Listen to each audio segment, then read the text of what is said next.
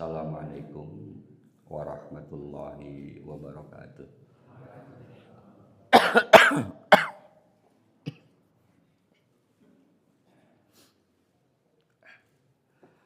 Alhamdulillah, alhamdulillahi rabbil alamin.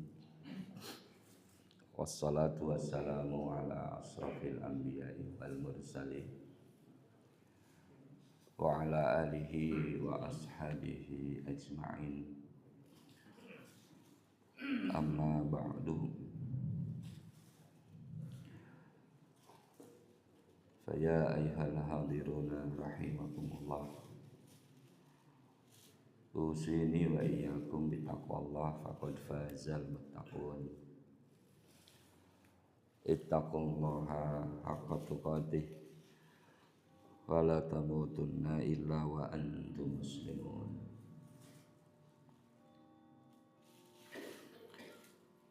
Faqala Allah ta'ala mudhakkaran bidzalika a'udzu billahi minasy syaithanir rajim. Ya ayyuhalladzina amanu taqullaha haqqa tuqatih wa la tamutunna illa wa antum muslimun. Sadaqallahul azim.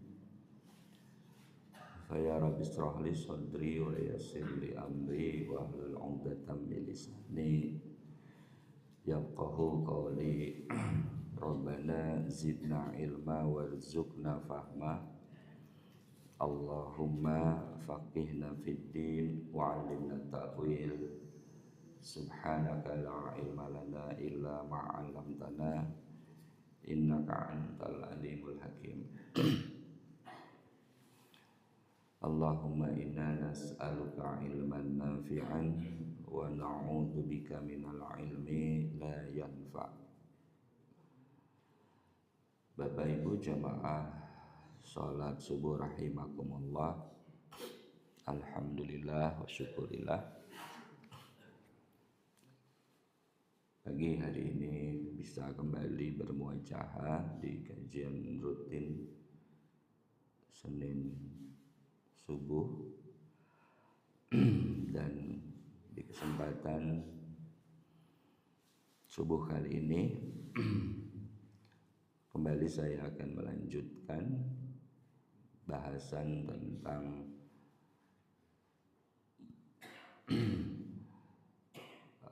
sirah Nabi Syama'il Al-Muhammadiyah, kitab Syarah Syama'il Muhammadiyah, yang di kesempatan terakhir yang lalu sudah sampai pada hadis pertama, bab maja'a fi aisi Rasulillah sallallahu alaihi wasallam.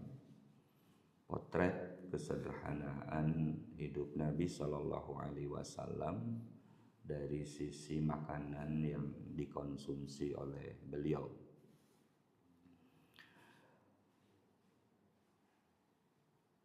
Di hadis yang pertama diketahui bahwa makanan yang dikonsumsi oleh Nabi dan keluarganya secara umum sebagaimana tergambar pada doa Nabi kepada Allah Subhanahu wa taala, Allahumma rzuq ala Muhammadin qutan. Ya Allah, berikanlah rezeki kepada keluarganya Muhammad sallallahu alaihi wasallam qutan. Qutan itu adalah ma yasuddur ramaqa minal mat'am.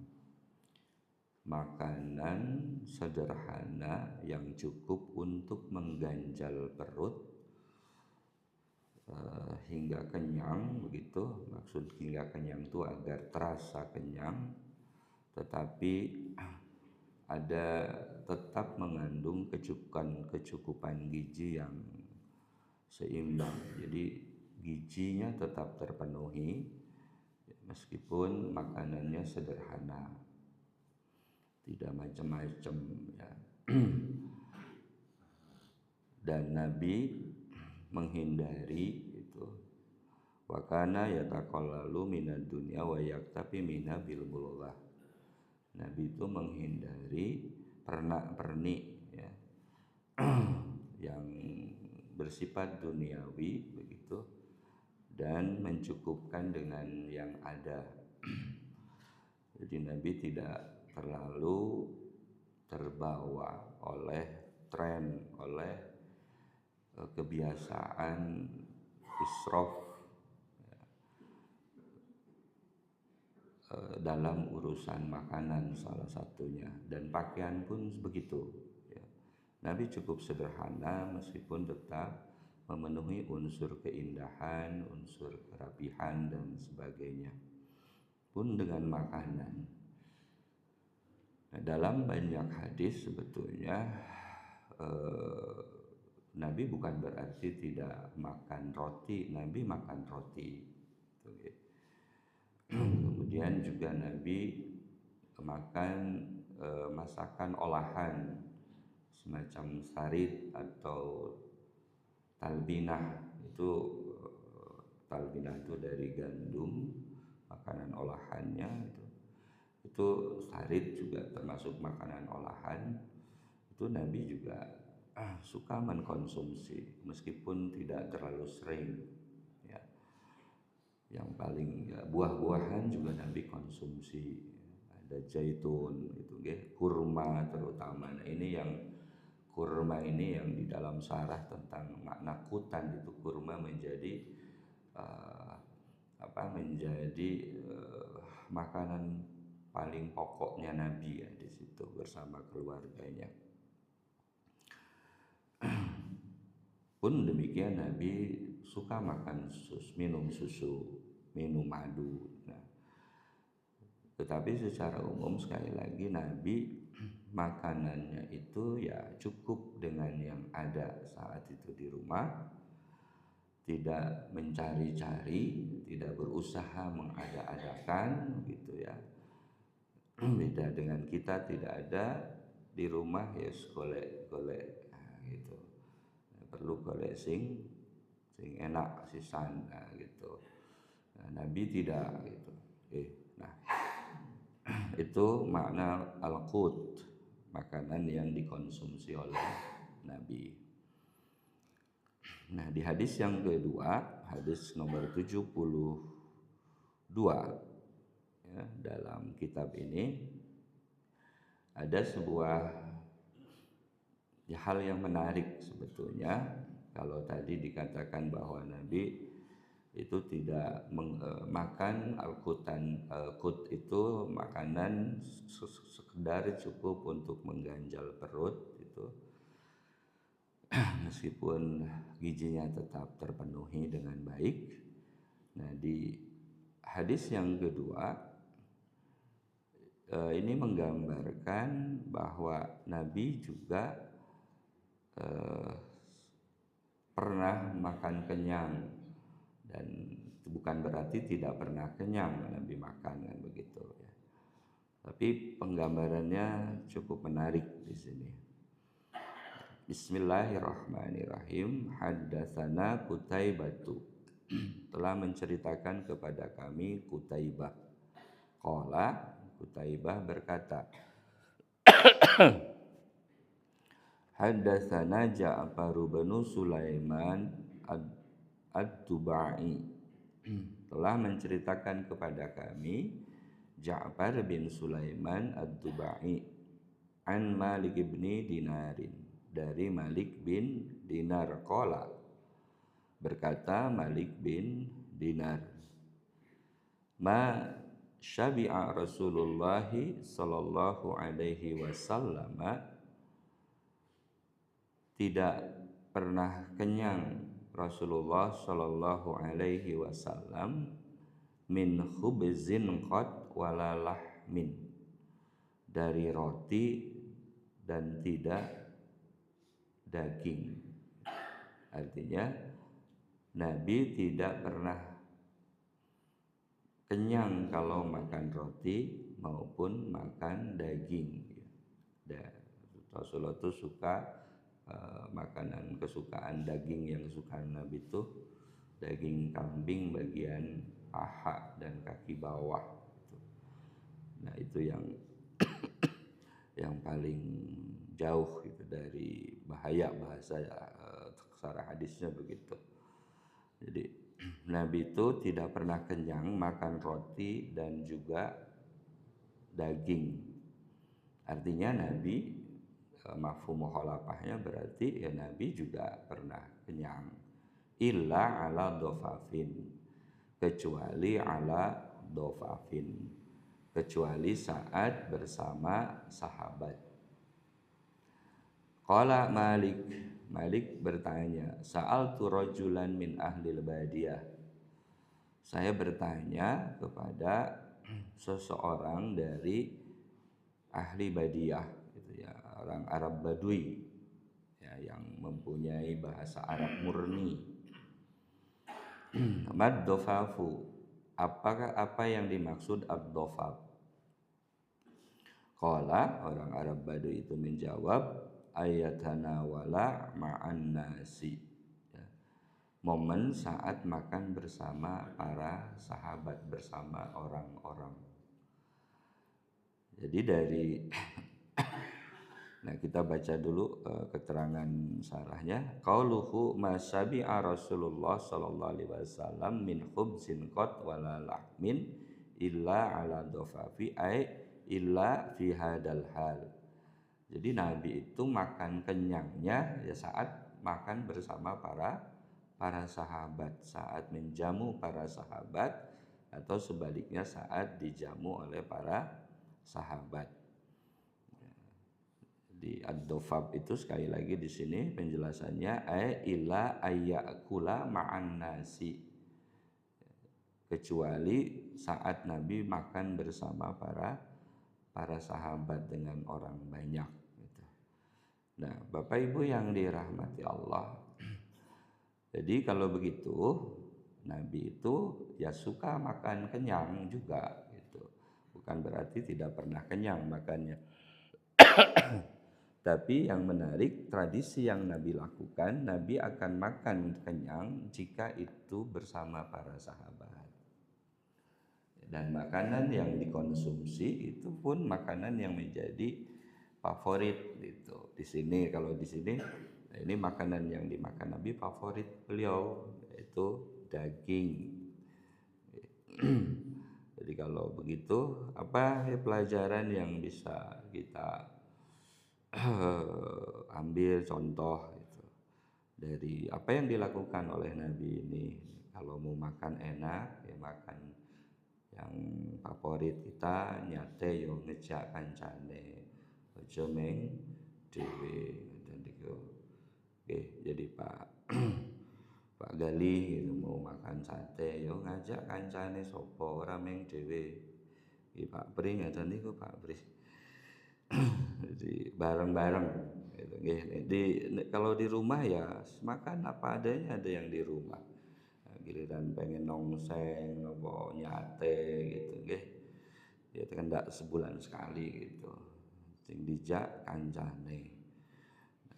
Kenapa? Wasayati fil babil masyari ilaihi anifan.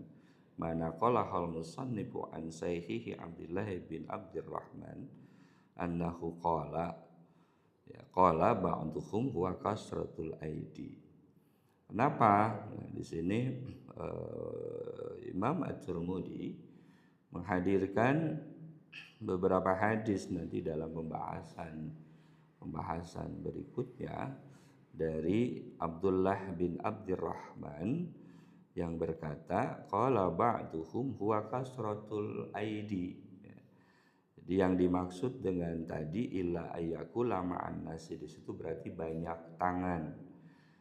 Maksudnya illa idza kasrat aidi 'ala ta'am wa kasratul aidi 'ala ta'ami min barokatihi. Ya, itu.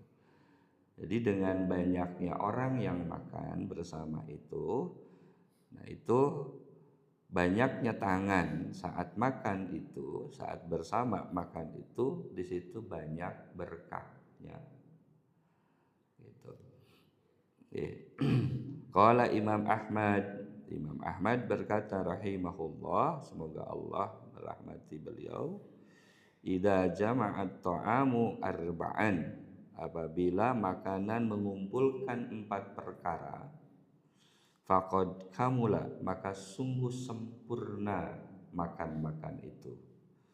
Idza dzukira smullahi fi awwalihi, apabila diucapkan bismillah sebelum makan, wa humidallahu fi akhirih, dan diucapkan hamdalah setelah selesai makan, wa kasurat alaihil aidi, dan banyak tangan, artinya makannya bersama-sama dengan yang lain, tidak sendirian menikmati makanan favoritnya begitu. Wa kana min hillin, dan makanan yang dikonsumsi itu adalah makanan yang halal. Jadi jadi kenapa bersama-sama? Kenapa ngajak kancane? Ya biar acara makan itu menjadi berkahnya semakin banyak. Gitu. Tentu kalau pengertian berkah semakin banyak dalam konteks yang kita pahami, kebaikan yang dihasilkan itu akan menghasilkan kebaikan lagi, dan terus begitu. Ikatan persaudaraan ukhuwahnya terpelihara dengan baik, silaturahminya. Kemudian boleh jadi di situ akan muncul juga banyak hal yang bersifat membangun, mengembangkan dan sebagainya. Itu kita akan mendapatkan banyak keberkahan dengan makan bersama. Nah, ini dalam tradisi orang Arab memang kalau kita lihat makan mereka kan begitu ya. Dalam tampah yang besar, duduk berkeliling, kemudian makan gitu, tangan saling menyodor mengambil makanan seperti itu. Tentu tradisinya di kita tidak selalu begitu, tidak harus begitu. Tradisi kita tentu saja ya makannya yang penting bareng kan begitu. Tidak harus selalu seperti apa yang dilakukan oleh orang Arab begitu, dalam satu tampah besar gitu kan dikelilingi. Kalau di Sunda biasanya ada yang model tradisi begitu, makan nasi liwet gitu, piringnya menggunakan daun pisang gitu kan, kemudian di nasi dan seluruh lauk-lauknya dicampur, ditumpahkan di daun pisang itu, ya makannya sama seperti orang Arab makan begitu, cuman bedanya yang satu pakai tampah ya aluminium atau kaleng, kalau ini pakai daun pisang. Nah kalau kita bagaimana? Ya umumnya kita saja mau makan bersama gitu.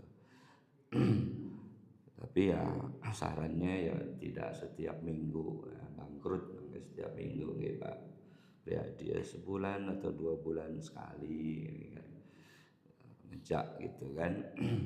Nah itu Bapak Ibu yang dirahmati Allah, bagaimana Nabi mencontohkan kepada kita cara menikmati makan. Bagaimana cara makan Nabi keseharian? Kutan, makanan sederhana, cukup mengganjal perut, menghindari kemewahan, menghindari hal-hal yang sifatnya israf begitu. Artinya ya sekedar Nabi untuk menegakkan badan, tetap sehat, tetap bisa menjalankan ibadah dengan baik. Tapi di kali yang lain Nabi juga tidak menampik untuk makan, bisa menikmati makanan favoritnya semacam kambing begitu, roti bersama para sahabat dan tidak sendirian. Nah, itu bisa kita jadikan contoh untuk kita saat bersosialisasi atau memelihara silaturahmi. Saya sering misalnya kalau dalam kesempatan rapat sengaja itu dengan teman di lembaga pengembangan pesantren ya, Yus rapat makan, tapi ya tidak setiap, karena rapat rutinnya kan setiap minggu, setiap Kamis. Kalau setiap Kamis, waduh anggarannya saking pundi niku. Nah, itu mesti sekali-sekali begitu. Ya tidak harus yang mewah sebetulnya, yang kadang ya cukup makan soto gitu, penting bersama-sama gitu. Ya tidak selalu sesuatu yang mewah, tapi kebersamaannya itu yang membawa keberkahan. Itu hadis yang kedua dalam bab potret kesederhanaan Nabi Shallallahu Alaihi Wasallam dalam urusan makan. Mudah-mudahan kita bisa mencontoh Nabi dalam urusan itu. Baik, sekarang kita masuk ke bab yang ke-10. Karena cuma ada 2 tadi hadisnya di dalam bab 9, bab ke-10. Bab majaa fi khuffi Rasulillah sallallahu alaihi wasallam. Bab apa-apa yang datang di dalam khuf Rasulillah sallallahu alaihi wasallam. Al-khuffu, khuf itu yujma'u ala khifafin, ya, dibentuk jamaknya itu ala hifafin, ya. Jadi bentuk jamak dari khuf itu adalah hifaf. Wa huwa ma'rufun yusna'u minal jildi. Dan khuf itu sesuatu yang umum diketahui, dimaklumi, ya, diketahui, yusna'u terbuat minal jildi, dari kulit. Wa yulbasu fil qadami fayughatiha kamilatan. Wa yulbasu menutupi fil qadami, ya, wa fayughatiha kamilatan, menutupi kaki menutupi kaki dengan sempurna. Artinya khuf itu kalau begitu berarti maknanya sepatu. Nah, gitu ya. Khuf itu adalah sepatu yang menutupi kaki dengan sempurna. Wa hadhihi tarjamatu aqadahal muallafu rahimahullahu li bayani ma yata'allaqu bi khuffin Rasulillah sallallahu alaihi wasallam min haitsu sifatu wasaklu wa nahu dzalik. Dan tulisan ini disusun oleh Imam At-Tirmidzi untuk menjelaskan, ya, segala hal yang terkait dengan sepatu Rasulullah sallallahu alaihi wasallam. Hadis yang pertama atau hadis nomor 73. Haddatsana Hannad bin Sari, telah menceritakan kepada kami Hannad bin Sari.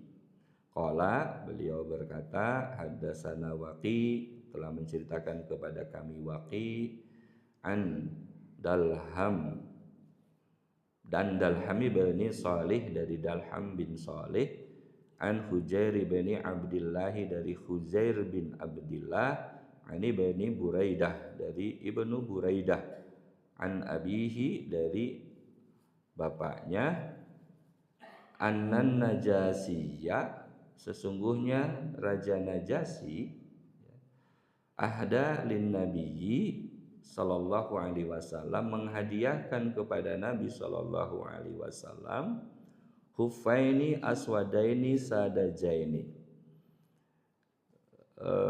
menghadiahkan dua khuf, ya, dua sepatu berwarna hitam dan sederhana, ya.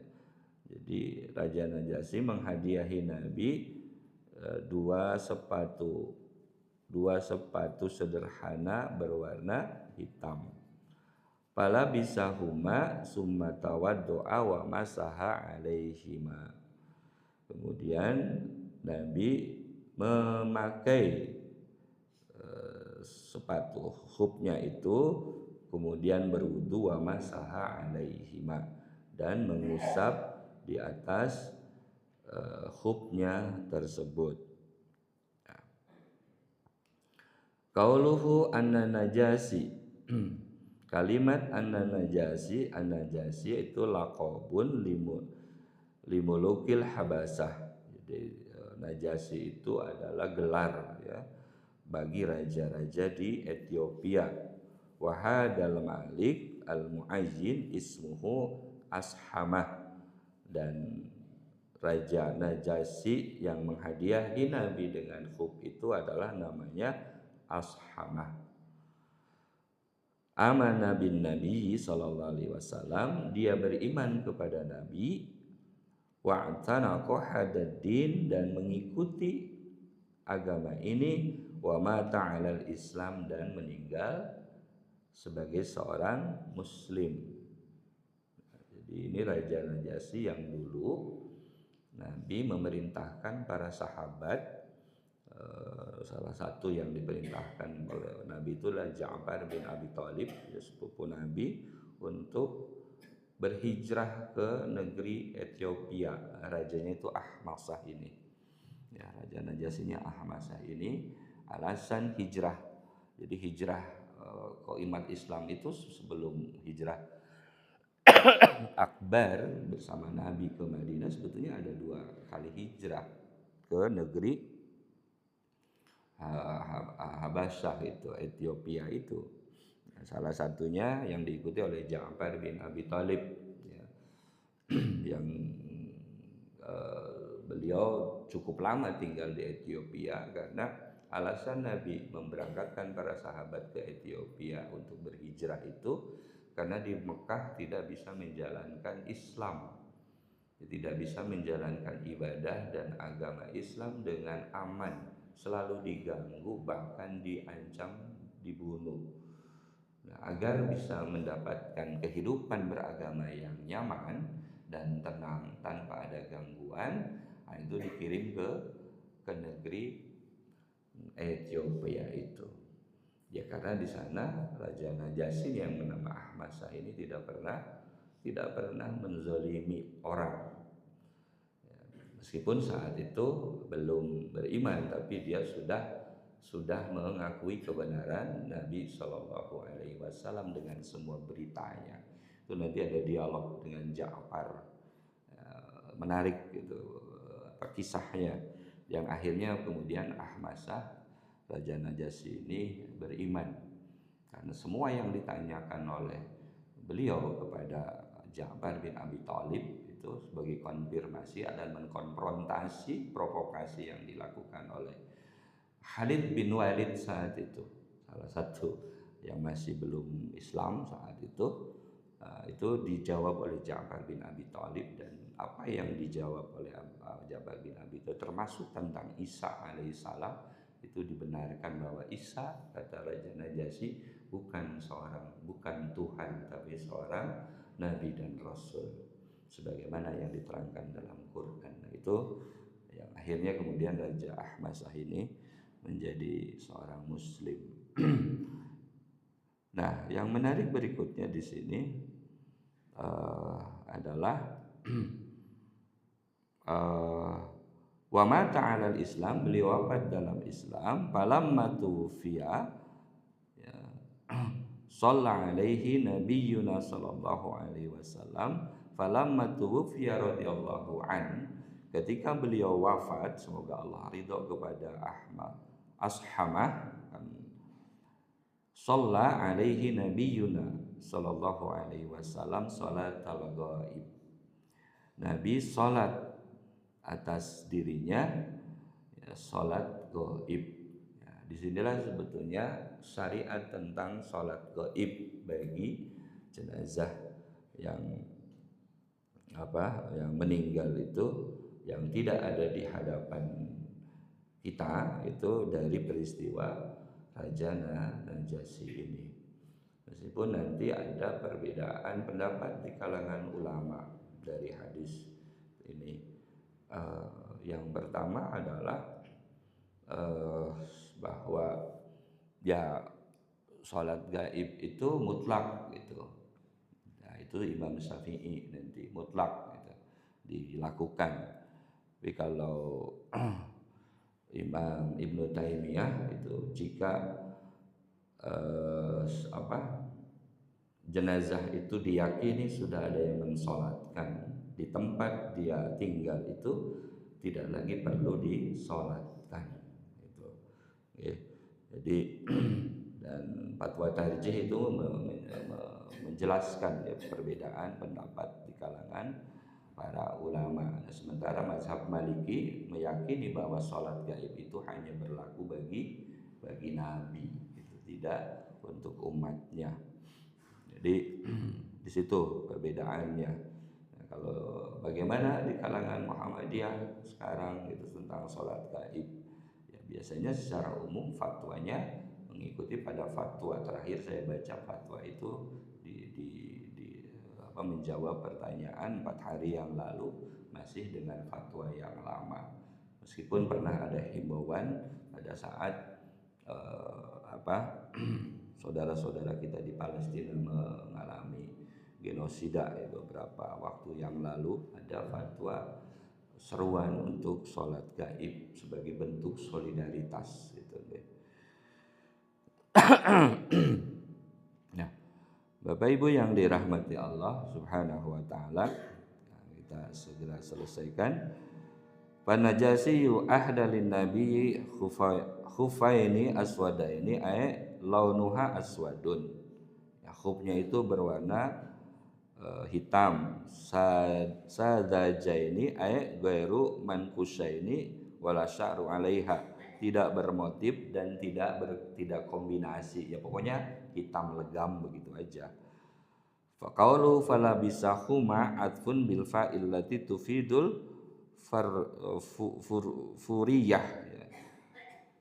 Kemudian wa fi hada latfu sallallahu alaihi wasallam fi qabulil hadiyah.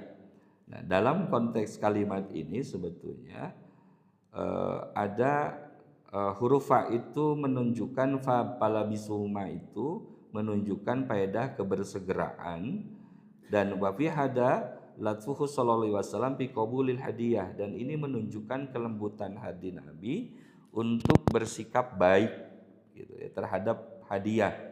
Wa musari'atuhu ilal ifadati minha, ya, dan bersegera memanfaatkan hadiah tersebut mimma yudhilus surur wal farh alal muhdi, untuk memberikan kegembiraan dan kebahagiaan atas orang yang memberi hadiah tersebut. Nah, jadi sikap dan perilaku Nabi dengan segera menggunakan hadiah pemberian Raja Najasyi itu agar yang memberi senang pemberiannya dipakai.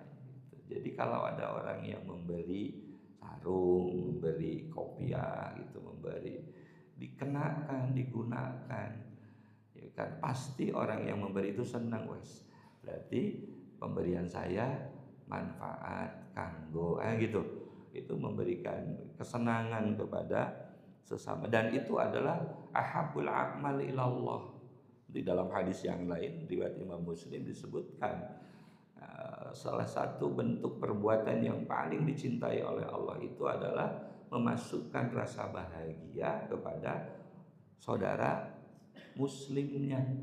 Nah, ketika dia ngasih hadiah segera dipakai, kopiahnya dikenakan, bajunya dipakai, kan begitu, sarungnya ya dipakai untuk sholat jamaah dan seterusnya dan seterusnya. Dan karena itu berarti kita mencontoh sikap dan perilaku Nabi, ya, karena Nabi begitu, Nabi melakukan itu untuk menyenangkan ya, orang yang telah memberi. Qauluhu summa tawaddu aw masa 'alaiha wal masu 'ala khufaini tawatiratun bihi al ahadis an Rasulillah sallallahu alaihi wasallam. Ya, masalah Nabi berwudu dan mengusap khufnya itu nanti akan dijelaskan dalam pembahasan hadis-hadis di berikutnya. Ada sedikit infonya saja di sini bahwa saat kita berwudu kita bisa tidak perlu membuka alas kaki. Dalam konteks ini khuf itu cukup diusap kemudian sholat dengan alas kaki tersebut. Nah, ini nanti penting bagi teman-teman yang para relawan bencana gitu dalam situasi yang begitu rupa begitu, tentu butuh kecepatan, butuh butuh melakukan pergerakan yang cepat dalam konteks rescue kan gitu. Nah, wudu dengan cara membasuh khuf ini menjadi salah satu solusi gitu. Jadi tapi sepatunya dipakai gitu, diusap terus dilepas ya, bukan khuf gitu, dan bukan masuk khuf namanya kan begitu. Tentara di peperangan juga begitu, mereka tidak melepas sepatunya saat mereka sholat. Jadi Bapak Ibu yang dirahmati Allah, saya kira itu hadis kita pada pagi hari ini. Mudah-mudahan Allah Subhanahu wa taala senantiasa memberikan kepada kita taufiknya sehingga kita bisa selalu berada di dalam ketaatan kepadanya, dan semoga panjenengan semua, kita semua senantiasa diberikan kesehatan oleh Allah Subhanahu wa taala sehingga bisa secara sempurna beribadah kepadanya. Qulu qouli hadza wa astaghfirullahaladzim li wa lakum. Kita tutup dengan bacaan hamdalah. Alhamdulillahirabbil alamin. Assalamualaikum warahmatullahi wabarakatuh.